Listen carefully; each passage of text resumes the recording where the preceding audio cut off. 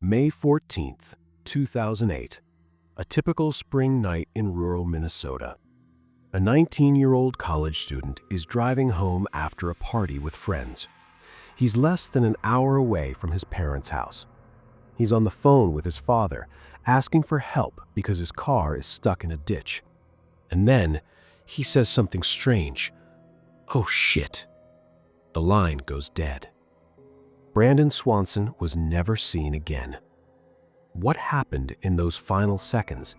Where did he go? And why, after 16 years and one of the most extensive searches in Minnesota history, is there still not a single trace of him? I'm Creepy Horror Realm, and today we're diving deep into one of America's most baffling missing persons cases, a case that will make you question everything you think you know about disappearances. Before we get into the mystery, let's talk about who Brandon Swanson was. Brandon was a 19-year-old student at Minnesota West Community and Technical College in Canby, Minnesota. By all accounts, he was a responsible, smart young man. He was studying wind turbine technology, a field he was genuinely passionate about. Brandon wasn't a troublemaker, he didn't have enemies. He had a close relationship with his parents, Brian and Annette Swanson.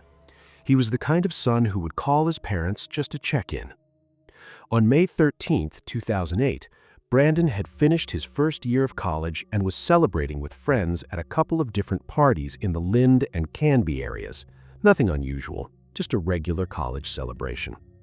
Around midnight, he decided to head home to Marshall, Minnesota, where his parents lived. The drive should have taken less than an hour on rural Metanza roads. But Brandon never made it home. And what happened next is where this case becomes truly bizarre. At approximately 1:54 a.m. on May 14th, Brandon called his parents. He told them he'd driven into a ditch and needed help getting his car out. Now here's where things start to get strange. Brandon told his parents he was near the town of Lind, Minnesota. He said he could see the lights of the town.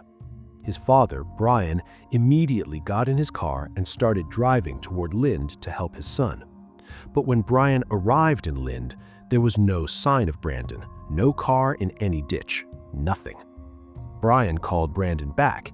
They stayed on the phone, both trying to figure out where Brandon actually was.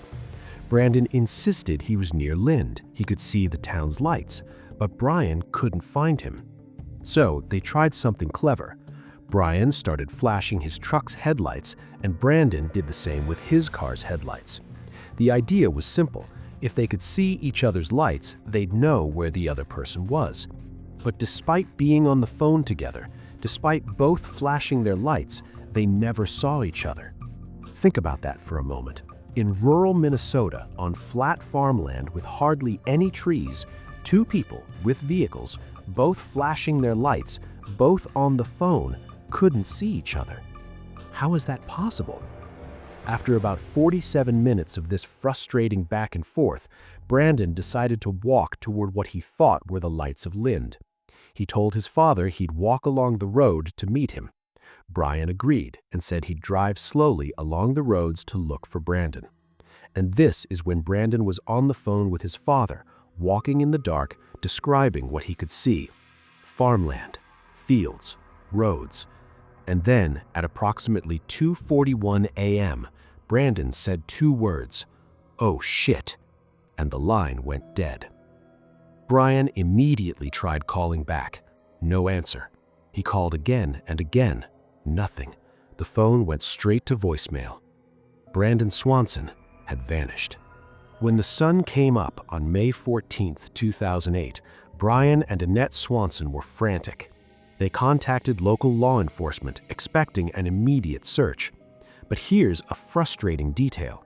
Because Brandon was 19, legally an adult, and because there was no evidence of foul play, authorities initially treated this as a missing adult case, not an emergency. However, Brandon's parents didn't wait. They organized search parties with friends, family, and volunteers. They searched fields, roads, ditches, abandoned buildings, anywhere Brandon might have gone. And then they found his car. But here's the twist. It wasn't near Lind at all. Brandon's car was found in a ditch near the town of Taunton, Minnesota, approximately 25 miles away from where he thought he was. Let me repeat that. Brandon believed he was near Lind. He was actually near Taunton, 25 miles in the opposite direction. When investigators examined the car, they found the car was in a ditch but not seriously damaged. The keys were still in the ignition. Brandon's glasses were inside and he needed them to see. There was no sign of a struggle. The car wasn't out of gas. So, Brandon had walked away from his car in the dark without his glasses in an area he didn't think he was in and vanished. Over the following weeks, search teams used helicopters with thermal imaging, search dogs, dive teams to search rivers and ponds, ground searches covering hundreds of square miles. They found nothing. Not a single piece of clothing, not a footprint, not a trace. It's as if Brandon Swanson stepped off the face of the earth. So, what happened to Brandon Swanson? Let's look at the main theories. One of the most common theories is that Brandon fell into the Yellow Medicine River or one of the many small bodies of water in the area.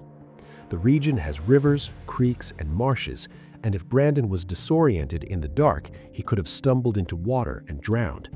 This would explain the sudden, "oh shit," and the abrupt end to the call. But here's the problem. Search dogs tracked Brandon's scent to the Yellow Medicine River and then lost it. Dive teams searched the river extensively. They found nothing. Also, if Brandon had fallen into water, wouldn't his body have surfaced eventually? Minnesota has experienced flooding since 2008, which typically brings up remains. Still, nothing. Maybe Brandon fell into an old well, a sinkhole, or some kind of agricultural equipment. Rural Minnesota has plenty of hazards: old grain bins, abandoned wells, machinery. This could explain why his body was never found, but again, the extensive searches should have found something. Some people believe Brandon encountered someone with bad intentions. Maybe he was picked up by someone who seemed helpful but wasn't. Maybe he wandered onto someone's property and was confronted. But there are problems with this theory too. Brandon was on the phone with his father the entire time. There were no sounds of a struggle, no evidence of another person. Rural Minnesota in the middle of the night isn't exactly a hotspot for random violent crime. Could Brandon have walked away from his life intentionally? His parents say absolutely not. Brandon had no reason to disappear. He was happy, doing well in school, had a good relationship with his family, no debt, no legal problems. Plus, he left his car with his glasses inside. If you were planning to disappear, would you leave your glasses behind? This is one of the more plausible theories. It was early May, and nighttime temperatures in Minnesota can drop significantly. Brandon had been drinking at parties earlier. He'd been walking for nearly an hour in the dark without his glasses. Maybe he became disoriented, wandered off the road into a field, and succumbed to hypothermia or exhaustion. His body could be in a remote area that hasn't been searched yet.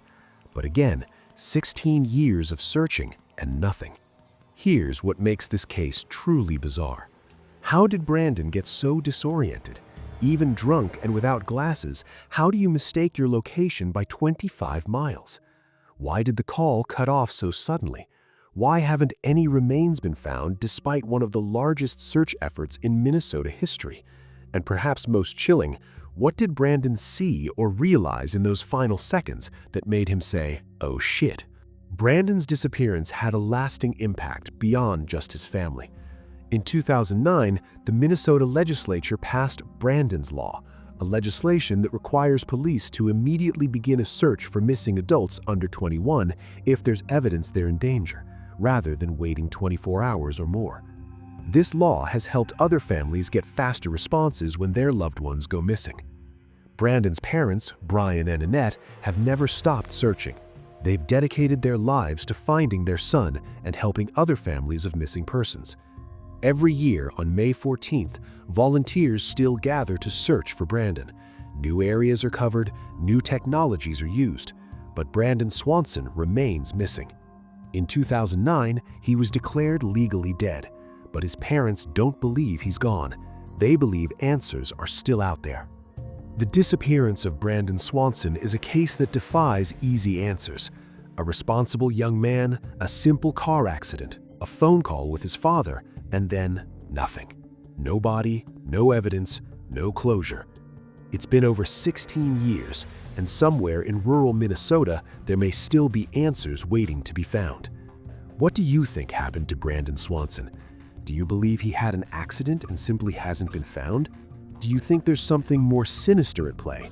Or is there another explanation we haven't considered? Leave your theories in the comments below.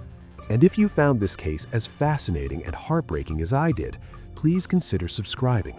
We cover unsolved mysteries, true crime, and cases that need more attention.